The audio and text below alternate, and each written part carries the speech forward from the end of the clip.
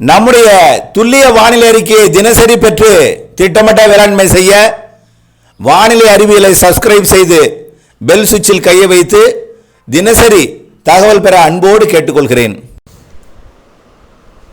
வணக்கம். செல்வகுமாரின் மீனவர்களுக்கான வானிலை ஆய்வறிக்கை. முக்கடலிலும் காற்று எப்படி, கடல் தொழில் செய்வது எப்பொழுது, எங்கே, எப்படி, காற்றின் வேகம் ஆய்வறிக்கை. அதேபோல் அதனைத் தொடர்ந்து இலங்கைக்கான வானிலை ஆய்வறிக்கையும் அதிகாரப்பூர்வ மீனவர்களுக்கான வானிலை ஆய்வறிக்கைக்கும் இந்திய வானிலை ஆராய்ச்சித்துறை அறிக்கையை பார்க்கவும். 2024 ஜனவரி 6 சனிக்கிழமை அதிகாலை நிலவர வானிலை பதிவு.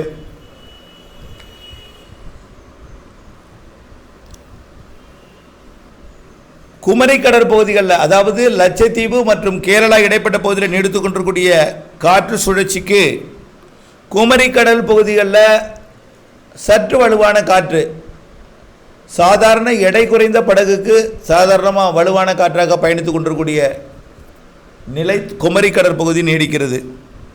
இது விட்டு விட்டு வீசும் காற்று சற்று வலுவாகவே இருக்கிறது. குமரி முனையில், குமரி முனையை ஒட்டிய பகுதி, குமரி முனைக்கும் சற்று தெற்குப்புறம் வரைக்கும் வலுவான காற்று பயணிக்கிறது, விட்டு விட்டு வீசும் காற்று. தமிழ்நாட்டின் கடலோரத்தில் பெரிதாக இல்லாவிட்டாலும் குமரி முனையில் விட்டு விட்டு வீசும் காற்று இருக்கிறது. இந்த காற்று தொடர்ந்து இருந்து கொண்டு தான் இருக்கும். ஆனால் இந்த குமரி முனையை தவிர பேரிடத்தில் வரக்கூடிய 7ஆம் தேதி நாளை வரைக்கும் இருக்காது. இந்த குமரி கடல் பகுதியிலையும் இன்றைக்கும் நாளைக்கும் இருக்கும்.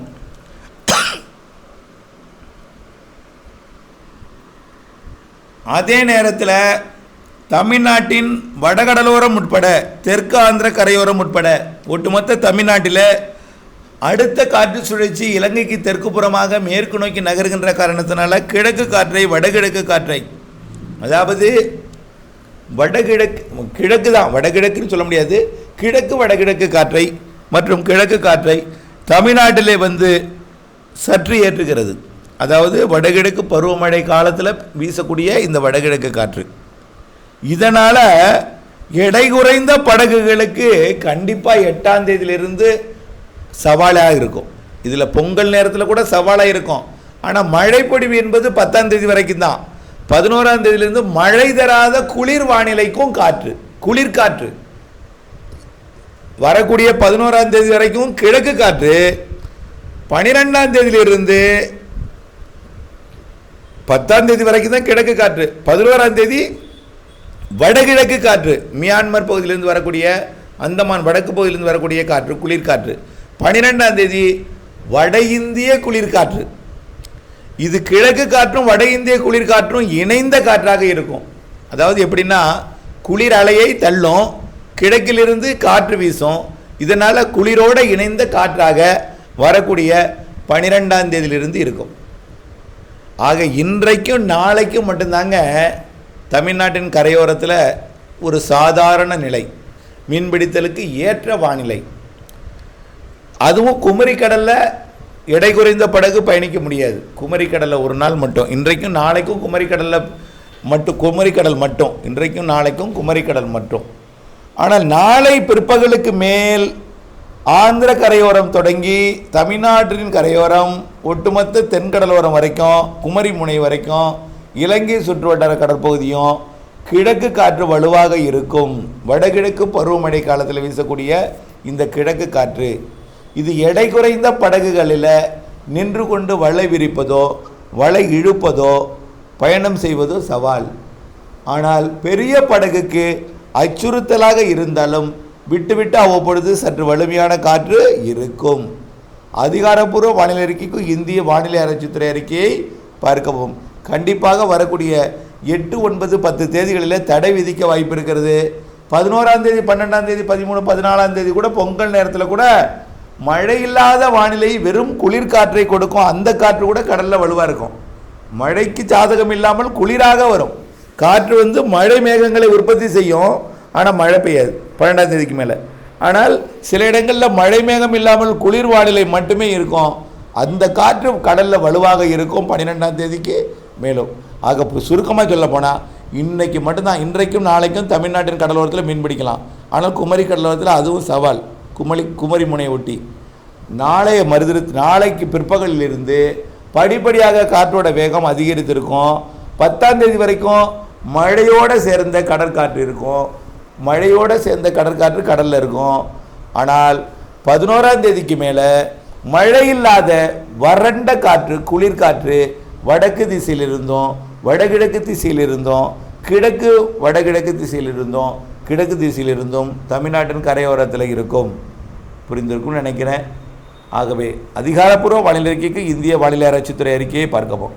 அரபிக்கடலை பொறுத்த வரைக்கும் இப்பொழுது இருக்கக்கூடிய காற்று சுழற்சி அரபிக்கடலோரத்தில் வலுவான காற்றை விட்டு விட்டு கொடுத்து வருகிறது. கேரள கடலோரத்தில் உங்களுக்கு சவால் நிறைந்த காற்று தான். சாதாரண படகுல போனாலும் சவால் நிறைந்த காற்று தான். துடுப்பு படகு, எடை குறைந்த படகுக்கு சவால் நிறைந்த காற்று அரபிக்கடலோரம் நீடிக்கிறது. இதனால் இன்றைக்கு நாளைக்கும் அரபிக்கடலோரத்தில் மீன்பிடிப்பதை தவிர்த்திடுங்கள். அதே நேரத்தில் வரக்கூடிய 8ஆம் தேதியிலிருந்து தமிழ்நாட்டின் கரையோரம் நுழையக்கூடிய காற்று தமிழ்நாட்டின் தரை மீது 10, 11, 12 தேதிகளில் அந்த காற்று பயணித்து, அதாவது மழை வேகங்களை கொடுக்கும் வகையில் அந்த காற்று பயணித்து பாலக்காட்டு கணவாய், ஆரியங்காவு கணவாய், ஆரல்வாய்மொழி கணவாய் வழியாக அது பயணிக்கக்கூடிய காற்று அரபிக்கடலில் இறங்கும் பொழுது அந்த பாலக்காட்டுக்கு நேராக இருக்கக்கூடிய கடற்பகுதி மட்டும், ஆரியங்காவு புனலூருக்கு நேராக இருக்கக்கூடிய கடற்பகுதி மட்டும் சற்று வலுவான காற்று இருக்குமே தவிர பிற பகுதிகளில் நீங்கள் மீன்பிடிக்கலாம், அச்சம் ஏதும் படாமல். இன்றைக்கு நாளைக்கும் அரபிக்கடலில் அச்சுறுத்தல் இருக்குது. குமரிக்கடலில் இன்றைக்கு நாளைக்கும் இருக்குது. ஆனால் தமிழ்நாட்டின் கடலோர பகுதிகளில் இன்றைக்கும் நாளைக்கும் பெரிதாக இல்லை. ஆனால் நாளை மாலையிலிருந்து காற்று, கிழக்கு காற்று வலுப்பெறும். அடுத்தபடியாக இலங்கை வானிலையை பார்ப்போம். இலங்கையை பொறுத்த வரைக்கும் இலங்கையில் இன்றைக்கு மாலையிலிருந்து மழை பொழிவு தீவிரமாக இருக்கிறது. மதியத்திலிருந்தே சுமார் ஒரு 11 மணி 12 மணியிலிருந்து ஆங்காங்கே மழைப்பொழிவு கிடைக்கும். முதல்ல மழைப்பொழிவு பெரும்பாலான தெற்கு மற்றும் தென்மேற்கு, தென்கிழக்கு, அதாவது தெற்கு முக்கால் பகுதி, வடக்கு கிழக்கு மாகாணங்களுக்கு இரவிலிருந்து நாளையிலிருந்து தான் கிடைக்கும். ஆனால் தெற்கு முக்கால் பகுதி இன்றைக்கே மழைப்பொழிவு கிடைக்கும். நாளையிலிருந்து மழைப்பொழிவு வடக்கு கிழக்கு மாகாணங்கள் உட்பட இலங்கையில் பரவலான மழைப்பொழிவு உண்டு. இந்த மழைப்பொழிவு வரக்கூடிய அடுத்த 12ஆம் தேதி வரைக்கும், வரக்கூடிய 12ஆம் தேதி வரைக்கும் இலங்கையில் மழை இருக்கும். இப்பொழுது வந்து கொண்டிருக்கூடிய காற்று சுழற்சி இலங்கைக்கு தெற்குப்புறம் வந்து இன்று மாலையிலிருந்து மழைப்பொழிவை தீவிரப்படுத்தி நாளையிலிருந்து வடக்கு கிழக்கு மாகாணங்களுக்கும் தொடக்கி அது, அதாவது 7ஆம் தேதியிலிருந்து 12ஆம் தேதி வரைக்கும் இலங்கைக்கு நல்ல ஒரு பரவலான மழைப்பொழிவை கொடுக்க இருக்கிறது. 11ஆம் தேதி வரைக்கும் போது கண்டிப்பாக நல்ல மழைப்பொழிவு கொடுக்கும். வடக்கு கிழக்கு மாகாணங்களுக்கு கண்டிப்பாக 11ஆம் தேதி வரைக்கும் மழை இருக்குது. அதாவது இன்றைக்கு மாலை ஆங்காங்கே இருக்கும். நாளையிலிருந்து, அதாவது 7, 8, 9, 10, 11 ஆகிய 5 தினங்கள், 7, 8, 9, 10, 11 ஆகிய 5 தினங்கள் இலங்கையில் பரவலான மழை இருக்குது. 10ஆம் தேதி வரைக்குமாவது கண்டிப்பாக கொடுக்கும். 7, 8, 9, 10 ஆகிய 4 தினங்கள் நல்ல மழைப்பொழிவு இலங்கைக்கு இருக்கிறது. வடக்கு கிழக்கு மாகாணங்களுக்கும் எட்டி பிடித்து மழைப்பொழிவை கொடுக்கும் என்பதை தெரியப்படுத்த விரும்புகிறேன். பெரும்பாலும் தென் இலங்கையில் ஜனவரி இறுதி வரை மழைப்பொழிவை கொடுக்கும். தென்கோடியில் ஜனவரி இறுதி வரை கண்டிப்பாக கொடுக்கும். வடக்கு கிழக்கு மாகாணங்களுக்கு வரக்கூடிய 11ஆம் தேதி மட்டும்தான், 11ஆம் தேதி 12ஆம் தேதி வரை மட்டும்தான் வலுவான மழை தெரியுது. அதுக்கப்புறம் மழை இருக்கும். தூறல், சாரல், லேசான மிதமான மழைப்பொழிவாக இருக்குமே தவிர பெரிய அளவிலே பலத்த மழைப்பொழிவு கொடுக்க வாய்ப்பு தெரியவில்லை. ஆனால் தென் இலங்கையில் தென்கோடியில் மழைப்பொழிவு இருக்கும்.